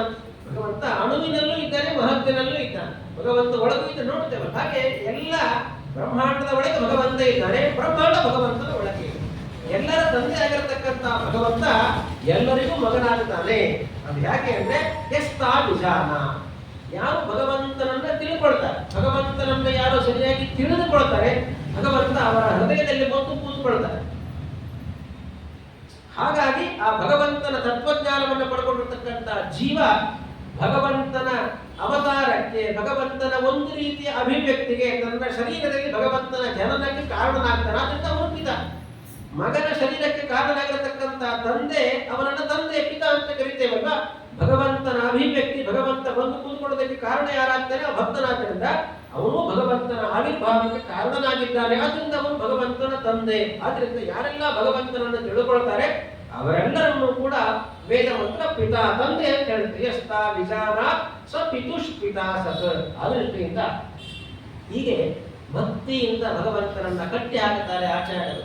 ಭಕ್ತಿಯಿಂದ ಭಗವಂತನನ್ನು ಉಳಿಸಿಕೊಳ್ತಾರೆ ಭಗವಂತನ ಭಕ್ತರು. ಆದ್ರಿಂದ ವಾಯುದೇವರು ಭಗವಂತನನ್ನು ಗೆಲ್ಲುತ್ತಾರೆ ಭಕ್ತಿಯಿಂದ ಅಂತ ಅದನ್ನು ಹೇಳ್ತಕ್ಕಂಥ ಶಬ್ದ ದೇವ ದೇವ. ದಿವು ವಿಜಿಗೀಷ, ವಿಜಿಗೀಷ ಅಂದ್ರೆ ಗೆಲ್ಲತಕ್ಕಂಥದ್ದು ಈ ರೀತಿಯಾಗಿ ಅಂತ ದೇವಂ ದೀಪ್ಯತಿ ಅಂತ ಅದನ್ನ ಕೊಂಡಾಡತಕ್ಕಂಥ. ಮತ್ತೊಂದು ದಿವು ಗತಿ, ಗತಿ ಅಂದ್ರೆ ಕರ್ಕೊಂಡು ಹೋಗತಕ್ಕಂಥದ್ದು. ಹಿಂದೆ ಹೇಳಿದಾಗೆ ಭಗವಂತನ ಕಡೆಗೆ ಜೀವನನ್ನ ಸಾಗಿಸತಕ್ಕಂಥದ್ದು ಅದು ವಾಯುದೇವರು. ದೇವಂ ದೇವಯತಿ, ದೇವಂ ಪ್ರತಿ ಜೀವಂ ದೇವಯತಿ, ದೇವನ ಕಡೆಗೆ ಜೀವನನ್ನ ಕರ್ಕೊಂಡು ಹೋಗ್ತಾನೆ ಮುಖ್ಯ ಪ್ರಾಣದೇವರು. ಆದ್ರಿಂದ ದೇವ ದೇವ ಅಂತ ಆ ಅರ್ಥದಲ್ಲಿ ಆ ಶಬ್ದವನ್ನ ಮುಖ್ಯ ಪ್ರಾಣದೇವರಲ್ಲಿ ಹೇಳ್ತಾರೆ. ಮತ್ತೊಂದು ದೇವದೇವ ಅಂದ್ರೆ, ದೇವ ಅಂದ್ರೆ ದೇವತೆಗಳು, ಎಲ್ಲ ದೇವತೆಗಳು. ರುದ್ರಾದಿ ಸಕಲ ದೇವತೆಗಳು ದೇವರೇ. ಆ ದೇವತೆಗಳಿಂದ ಸ್ತೋತ್ರ ಮಾಡಿಸಿಕೊಳ್ಳಲ್ಪಡ್ತಾರೆ ವಾಯುದೇವರು. ಯಾಕೆ ಭಗವಂತನನ್ನ ಸ್ತೋತ್ರ ಮಾಡ್ತಾರೆ, ಭಗವಂತನ ನಂತರದಲ್ಲಿ ಎಲ್ಲ ದೇವತೆಗಳು ವಾಯುದೇವರನ್ನ ಸ್ತೋತ್ರ ಮಾಡ್ತಾರೆ. ಜೀವೋತ್ತಮರು ಭಗವಂತನ ನಂತರದಲ್ಲಿ ದೇವೋತ್ತಮರು. ಹೀಗೆ ದೇವತೆಗಳಿಂದ ದಿವ್ಯತೆ, ದೇವತೆಗಳಿಂದ ಸ್ತೋತ್ರ ಮಾಡಿಸಿಕೊಳ್ಳಲ್ಪಡ್ತಾರೆ. ವಾಯುದೇವರು ಭಗವಂತನನ್ನ ಸ್ತೋತ್ರ ಮಾಡ್ತಾರೆ, ಆದ್ರಿಂದ ದೇವದೇವ. ಮತ್ತು ಸ್ವತಃ ತಾವು ತಮ್ಮನ್ನ ಎಲ್ಲ ದೇವತೆಗಳು ಸ್ತೋತ್ರ ಮಾಡ್ತಾರೆ, ಆದ್ದರಿಂದಲೂ ಕೂಡ ವಾಯುದೇವರನ್ನ ದೇವದೇವ ಅಂತ ಕರೆಯತಕ್ಕಂಥದ್ದು ಅಂತ ಮತ್ತೊಂದು ರೀತಿಯಲ್ಲಿ ಹೇಳ್ತಕ್ಕಂಥದ್ದು. ಹೀಗೆ ದಿವು ಕ್ರೀಡಾ, ಕ್ರೀಡಾ ಅಂದ್ರೆ ಆಟ. ವಾಯುದೇವರಿಗೆ ಒಂದು ಆಟ. ಏನು ಆಟ? ಸ್ಪರ್ಧೆ. ಆ ಸ್ಪರ್ಧೆಯ ಮೂಲಕ, ಆಟದ ಮೂಲಕ ಎಲ್ಲವನ್ನ ಗೆಲ್ಲುತ್ತಾರೆ, ಎಲ್ಲರನ್ನ ಜಯಿಸ್ತಾರೆ. ಅದು ವಾಯುದೇವರು. ದೇವೈಹಿ ದೀಪ್ಯತಿ ಇತಿ ದೇವದೇವ ಅಂತ. ಎಲ್ಲ ಸ್ಪರ್ಧೆಗಳನ್ನು ಆ ಹಿಂದೆ ಹೇಳಿದ ಹಾಗೆ ದೇಹದ ಒಳಗೆ ತತ್ವಾಭಿಮಾನ ದೇವತೆಗಳು ಇದ್ರೂ ಕೂಡ ದೇಹ ಹೇಳುವುದಿಲ್ಲ. ಮುಖ್ಯ ಪ್ರಾಣದೇವರು ಬಂದಾಗ ಹೇಳುತ್ತೆ. ತತ್ವಾಭಿಮಾನ ದೇವತೆಗಳು ಹೊರಗೆ ಬಂದಾಗ ಶರೀರ ಬೀಳುವುದಿಲ್ಲ, ಪ್ರಾಣದೇವರು ಹೊರಗೆ ಬಂದಾಗ ಶರೀರ. ಈ ರೀತಿಯಾಗಿರ್ತಕ್ಕಂಥ ಒಂದು ಸ್ಪರ್ಧೆಯ ಮೂಲಕ ಎಲ್ಲ ದೇವತೆಗಳನ್ನ ಗೆದ್ದಿದ್ದಾರೆ ಮುಖ್ಯ ಪ್ರಾಣದೇವರು. ಸ್ಪರ್ಧೆಯ ರೂಪದಲ್ಲಿ ಕ್ರೀಡೆಯನ್ನು ಮಾಡ್ತಾರೆ ದೇವತೆಗಳ ಜೊತೆಯಲ್ಲಿ. ಆದ್ದರಿಂದ ದೇವೈಹಿ ದೀಪತಿ, ದೇವತೆಗಳ ಜೊತೆಯಲ್ಲಿ ಕ್ರೀಡೆಯನ್ನು ಮಾಡ್ತಾರೆ. ಆದ್ದರಿಂದ ಅವರನ್ನ ದೇವದೇವ. ಭೀಮಸೇನ ದೇವರು ನೋಡಿದ್ದೇವೆ. ಭೀಮಸೇನವರು ಆಟ ಪಾಠಗಳಲ್ಲಿ ಎಷ್ಟು ಆ ಚಿಕ್ಕ ವಯಸ್ಸಿನಲ್ಲಿ ತೋರಿಸಿರ್ತಕ್ಕಂಥದ್ದು ಮಹಾಭಾರತ ವರ್ಣನೆ ಮಾಡ್ತಾರೆ. ಎಲ್ಲ ಸ್ಪರ್ಧೆಗಳಲ್ಲಿ ಕೂಡ ಭೀಮಸೇನ ದೇವರೇ ಗೆಲ್ಲುವುದು, ಬೇರೆ ಯಾರು ಗೆಲ್ಲಲಿಕ್ಕೆ ಸಾಧ್ಯ ಇಲ್ಲ. ಅನೇಕ ಸ್ಪರ್ಧೆಗಳು. ಮರದಿಂದ ಹಣ್ಣು ಕೇಳಬೇಕು, ಭೀಮಸೇನ ದೇವರು ಬಂದು ಬಿಟ್ರೆ ನಮ್ಗೆ ಸಿಗೋದಿಲ್ಲ ಅಂತ ದುರ್ಯೋಧನಾದಿಗಳೇನು ಮಾಡ್ತಾರೆ, ನಾವೇ ಮೊದಲಿಗೆ ಓಡಿ ಹೋಗ್ತಾರೆ. ಓಡಿ ಹೋಗಿ ಮರದ ಮೇಲೆ ಕೂತ್ಕೊಳ್ತಾರೆ ಹಣ್ಣು ಕೇಳಬೇಕು ಅಂತ.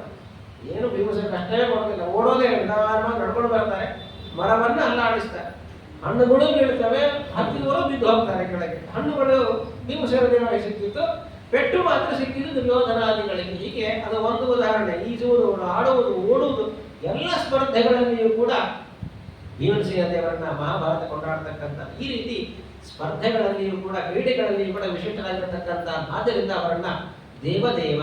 ಅಷ್ಟೇ ಅಲ್ಲ, ದೇವಂ ದೇವಯತಿ. ದಿವು ಗಮನ, ಗಮನ ಅಂದ್ರೆ ಅವಗಮನ, ಅವಗಮನ ಅಂದ್ರೆ ತಿಳಿಸಿಕೊಡತಕ್ಕಂಥ. ಭಗವಂತನನ್ನ ನಿರ್ದಿಷ್ಟವಾಗಿ ತಿಳಿಸಿಕೊಡಬೇಕು ಅಂದ್ರೆ ಅದು ವಾಯುದೇವರು ಮಾತ್ರ, ಹನುಮಂತ ದೇವರು ಮಾತ್ರ. ಸುಗ್ರೀವಾದಿಗಳಿಗೆ ಬೇರೆ ಯಾರಿಂದಲೂ ಸಾಧ್ಯ ಆಗಲಿಲ್ಲ. ಸುಗ್ರೀವನೇ ಓಡಿ ಹೊರಬಿಡ್ತಾನೆ, ರಾಮ ಯಾರು ಅಂತಾನೆ ಗೊತ್ತಾಗಲಿಲ್ಲ. ಸುಗ್ರೀವಾದಿಗಳಿಗೆ ಭಗವಂತನ ಪರಿಚಯವನ್ನ, ಜ್ಞಾನವನ್ನ ಕಳಿಸಿರ್ತಕ್ಕಂಥದ್ದು ಸ್ವತಃ ಹನುಮಂತ ದೇವರು. ಭೀಮಸೇನ ದೇವರು ಕೂಡ ಅಷ್ಟೇ, ಕೃಷ್ಣನ ಬಗ್ಗೆ ತಿಳಿಸಿಕೊಟ್ಟಿರ್ತಕ್ಕಂಥದ್ದು ಭೀಮಸೇನ ದೇವರೇ.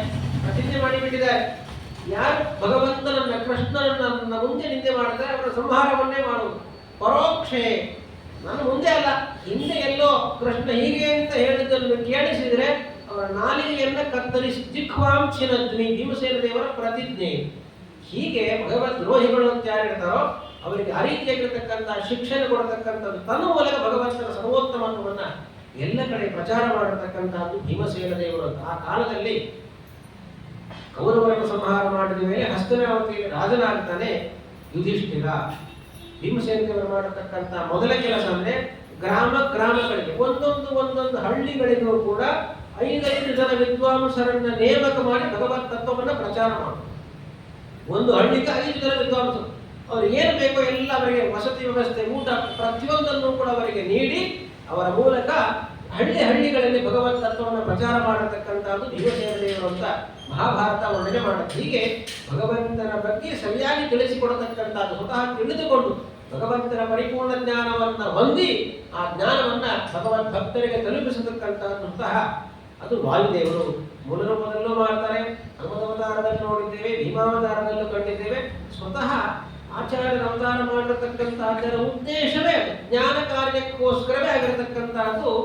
ಅದು ಆಚಾರ್ಯ ಮಧ್ವರ ಅವತಾರ. ತನ್ನ ಮೂಲಕ ಶಾಸ್ತ್ರಗಳನ್ನು ರಚನೆ ಮಾಡುವುದರ ಮೂಲಕ, ಶಾಸ್ತ್ರಗಳನ್ನು ಉಪದೇಶ ಮಾಡುವುದರ ಮೂಲಕ ವಿಶೇಷವಾಗಿ ಭಗವತ್ ತತ್ವವನ್ನ ಎಲ್ಲ ಕಡೆ ಪ್ರಚಾರ ಮಾಡಿ ಎಲ್ಲರಿಗೂ ಜ್ಞಾನವನ್ನ ನೀಡಿರತಕ್ಕಂಥದ್ದು ಆಚಾರ್ಯರಾದ್ರಿಂದ ಅವರು ದೇವದೇವ, ಭಗವಂತನನ್ನ ಸರಿಯಾಗಿ ತಿಳಿಸಿಕೊಡ್ತಾರೆ. ದೇವಂ ದೇವಯತಿ ಅವಗಮಯತಿ ಇತಿ ದೇವದೇವ. ಹೀಗೆ 10 ಅರ್ಥಗಳನ್ನ ವಿಶೇಷವಾಗಿ ಆ ಧಾತುವಿನಿಂದ ಹೊರಡಿಸುವಂತಹದ್ದು ಮುಖ್ಯ ಪ್ರಾಣದೇವರಲ್ಲಿ ಯಾವ ರೀತಿ ಅರ್ಥಗಳಲ್ಲಿ ಆ ಶಬ್ದ ತೆರೆದುಕೊಳ್ಳುತ್ತೆ ಅಂತ ವರ್ಣನೆ ಮಾಡ್ತಾರೆ. ಹೀಗೆ ಅದ್ಭುತವಾಗಿರತಕ್ಕಂತಹ ವಾಯುದೇವರ ಮಹಿಮೆಯನ್ನ, ವಾಯುದೇವರ ಗುಣಧರ್ಮಗಳನ್ನ ಕೊಂಡಾಡತಕ್ಕಂತಹ ಸ್ತೋತ್ರ ರೂಪವಾಗಿರತಕ್ಕಂತಹ ಶ್ಲೋಕ ಅದು ವ್ಯಾಸರು ರಚನೆ ಮಾಡಿರತಕ್ಕಂತಹ ಮಹಾಭಾರತದ ಶಾಂತಿ ಪರ್ವದಲ್ಲಿ ಬರತಕ್ಕಂತಹ ಶ್ಲೋಕ.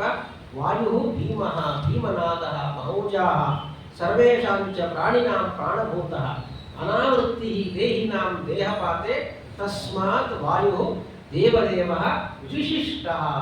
ಕೊನೆ ಶಬ್ದ ವಿಶಿಷ್ಟ ಅಂದ್ರೆ ಶ್ರೇಷ್ಠ ಅಂತ ಶಾಸ್ತ್ರದಲ್ಲಿ ಹೇಳ್ತಕ್ಕಂಥದ್ದು. ಒಂದತ್ವ ಪ್ರಯೋಜಕವಾಗಿರ್ತಕ್ಕಂತಹ ಧರ್ಮಗಳಲ್ಲಿ ಒಂದು ವಿಶಿಷ್ಟತ್ವ ಅಂತ ಹೇಳ್ತಾರೆ, ವೈಶಿಷ್ಟ್ಯ. ನಾವು ಯಾರಿಗಾದ್ರೂ ನಮಸ್ಕಾರ ಮಾಡಬೇಕಾದ್ರೆ ಅವರು ವಿಶಿಷ್ಟರಾಗಿರಬೇಕು.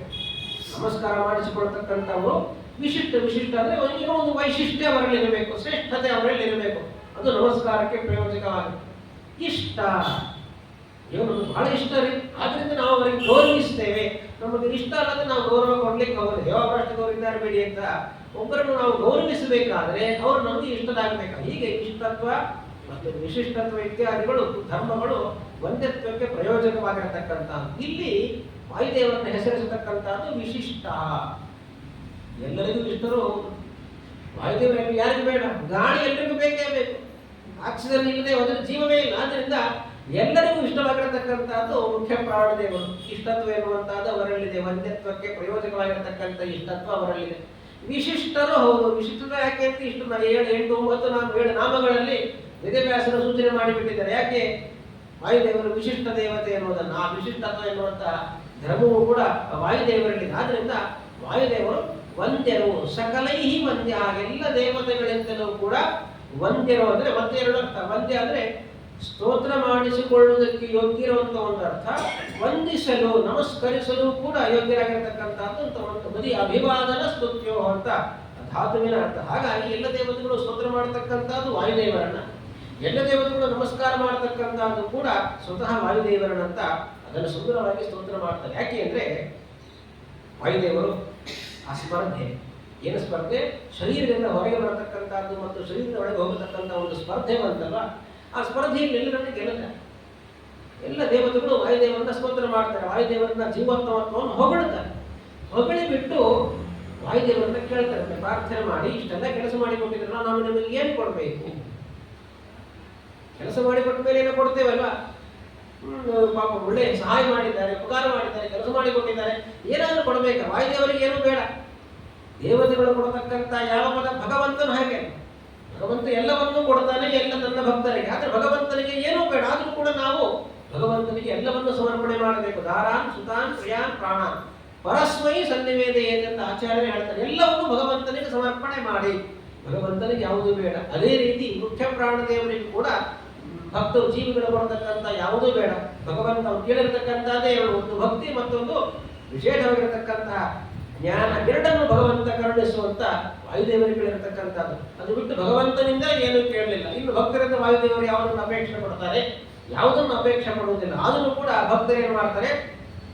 ವಾಯುದೇವರಿಗೆ ಎಲ್ಲವನ್ನು ಸಮರ್ಪಣೆ ಮಾಡ್ತಾರೆ. ದೇವತೆಗಳು ಹಾಗೆ ಕೇಳಿದ್ರೆ ನಿಮ್ಗೆ ಏನು ಬೇಕು ಅಂತ ಕೇಳಿದಾಗ ನನಗೆ ಆಹಾರದ ರೂಪದಲ್ಲಿ ಕೊಡಿ ಅಂತ ಹೇಳಿ. ಏನು ಆಹಾರವನ್ನು ಕೊಡಬೇಕು? ಎಲ್ಲ ದೇವತೆಗಳು ಸಮರ್ಪಣೆ ಮಾಡಿದ್ದಾರೆ. ಏನು ಸಮರ್ಪಣೆ ಮಾಡಿದ್ರು?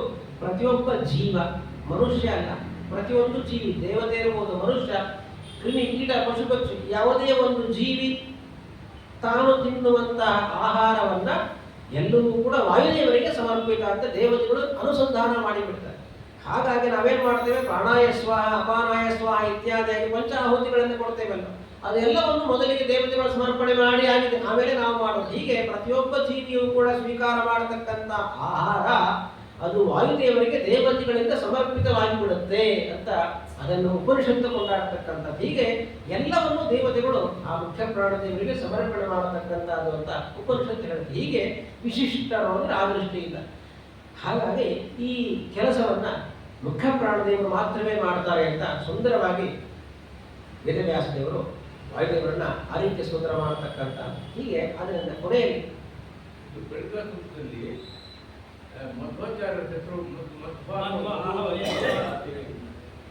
ಅದು ಮೊದಲಿಗೆ 3-4 ಪಾದಗಳಲ್ಲಿ 3 ಅವತಾರಗಳನ್ನು ಹೇಳ್ಬಿಡ್ತಾರೆ. ಬಳಿತ್ಥ ತತ್ವಪುಷೇ ಗಾಯಿದರ್ಶದಂ ದೇವಸ್ಯ ಭರ್ಗಃ ಸಹಸೋ ಯತೋ ಜನಿ ಯದಿ ಉಪಹ್ವರತೆ ಸಾಧತೆ ಮತಿ ಋತಸ್ಯ ಧೇನಾಃ ಅನಯಂತ ಸಸ್ವತಃ. ಮೊದಲ ಹನುಮದ ಅವತಾರ.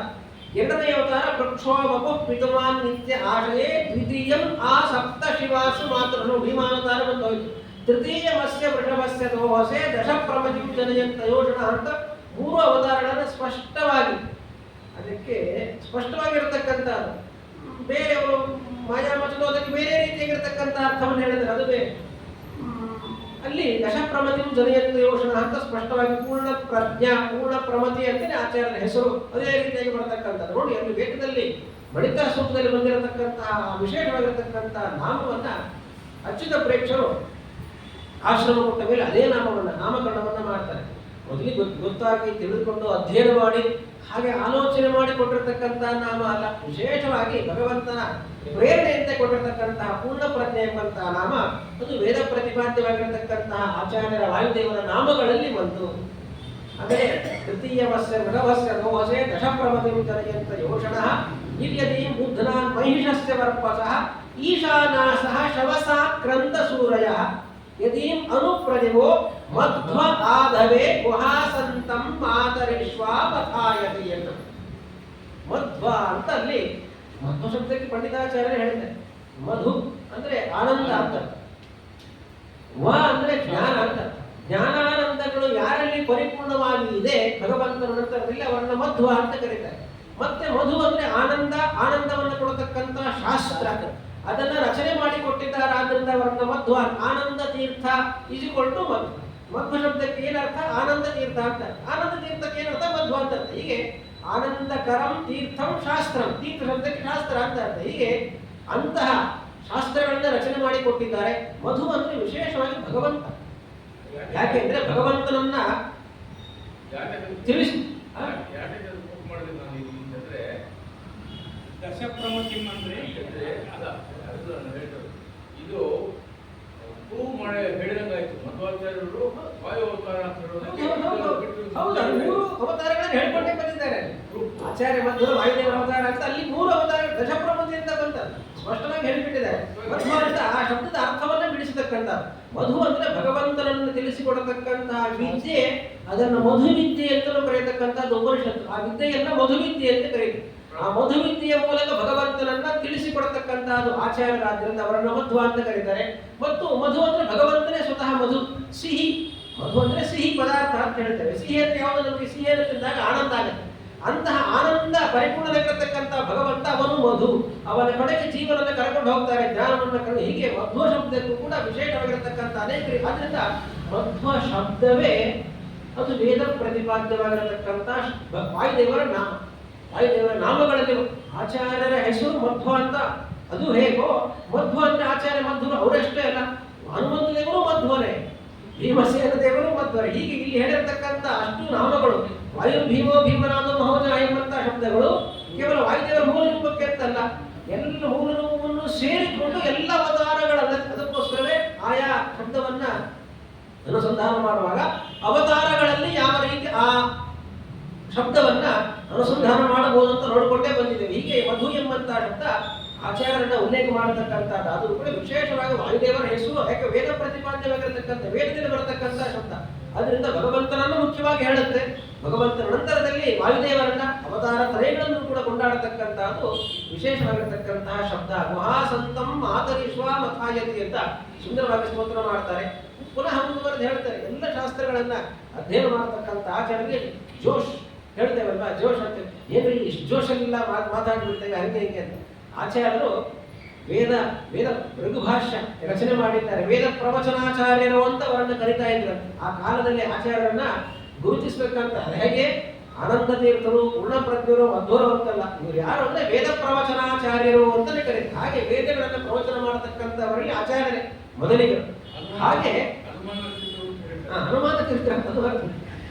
ಪ್ರಯತ್ನಿತ ಪರಮಾತ್ಮೀಯತೆ ಪರ್ಯಾ ಪ್ರಕ್ಷುಧೋ ವೀರುಧೋ ದಂಸುರೋಹತಿ ಉಭಾಯದಶ್ಚ ಜನುಷಂ ಯದಿನ್ವತಃ ಆದಿತ್ಯವಿಷ್ಟಃ ಅಭವತ್ ಘೃಣಾಶುಚಿಃ ಆದಿವಿ ಮಾತೃ ಆವಿಷತ್ ಯಾಸು ಆಶುಚಿಃ ಅಹಿಂಸ್ಯಮಾನಃ ಪೂರ್ವಿಯಾ ವಿವಾವೃತೆ ಅನುಯತ್ ಪೂರ್ವ ಅರ್ಹತ್ ಸನಾಜುವಃ ನಿನವ್ಯಸೀಷು ಅವರಾಸು ಧಾವತೆ. ಆಚಾರ್ಯರು ವೇದ ಮಂತ್ರಗಳಿಂದ ವಿಶೇಷವಾಗಿ ಭಗವಂತನನ್ನು ಕೊಂಡಾಡತಕ್ಕಂಥದ್ದು ಎಲ್ಲರಿಗೂ. ರಾಮಾಯಣ ಮಹಾಭಾರತ ಆದಿ ಕಥೆಗಳನ್ನು ಹೇಳಿ ಭಗವಂತನ ಗುಣಗಳನ್ನು ಹೇಳಿದ್ರೆ ಸುಲಭವಾಗಿ ತಿಳ್ಕೊಂಡು ಬಿಡುವುದು. ಅದೇ ತಾತ್ಪರ್ಯ ನಿರ್ಣಯದ ಮೊದಲ 2 ಅಧ್ಯಾಯಗಳನ್ನು 3 ಅಧ್ಯಾಯಗಳನ್ನು ಅರ್ಥ ಮಾಡಿಕೊಳ್ಳಿ ಅಂದರೆ ಇವು ಸ್ವಲ್ಪ ಕಷ್ಟ ಆಗಿದೆ. ರಾಮಾಯಣ ಮಹಾಭಾರತ ಸುಲಭವಾಗಿ ತಿಳ್ಕೊಂಡು ಬಿಡಬಹುದು ಅರ್ಥ, ಆದರೆ ಇದು ಸ್ವಲ್ಪ ಜಟಿಲವಾಗಿರತಕ್ಕಂಥ ವಿಷಯ, ಸ್ವಲ್ಪ ಡ್ರೈ ಸಬ್ಜೆಕ್ಟ್ ಅಂತ ಅನಿಸಿಬಿಡುತ್ತೆ ಅಂತ ಅನೇಕ ಬಾರಿ ಅಂದ್ಕೊಂಡದ್ದು. ಹಾಗೆ ವೇದಗಳಿಂದ ಭಗವಂತನನ್ನು ಕೊಂಡಾಡ್ತಕ್ಕಂಥದ್ದು, ವೇದವನ್ನು ಪ್ರವಚನ ಮಾಡತಕ್ಕಂಥದ್ದು ಜನರಿಗೆ ತಿಳಿಯುವಂತಹ ರೀತಿಯಲ್ಲಿ ನಿಧಾನವಾಗಿ ಎಲ್ಲರಿಗೂ ಅರ್ಥವಾಗುವಂತೆ ರೀತಿಯಲ್ಲಿ ಆಚಾರ್ಯರನ್ನು ಪ್ರವಚನ ಮಾಡ್ತಾ ಇದ್ದಾರೆ.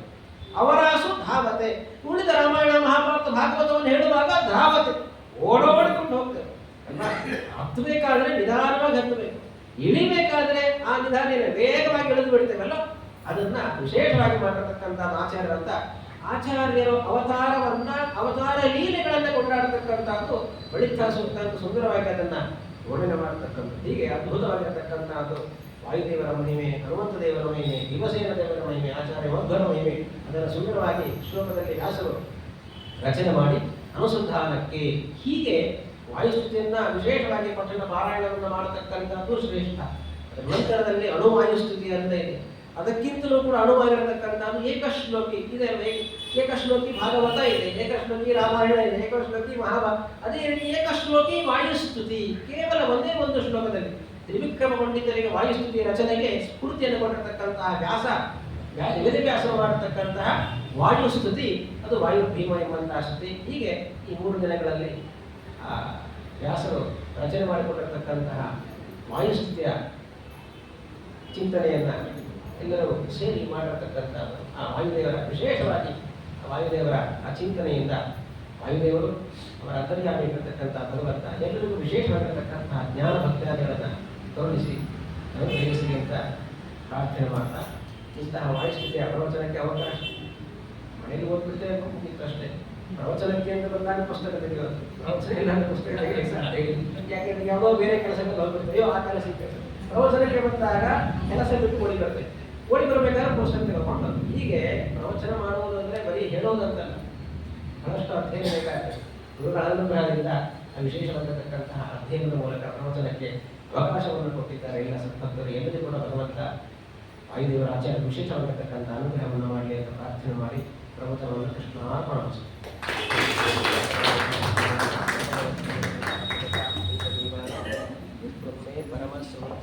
ಅಕ್ಷಯಂ ಕರ್ಮಯಸ್ಮಿನ್ ಪರೇಶ್ವರಹಿತಂ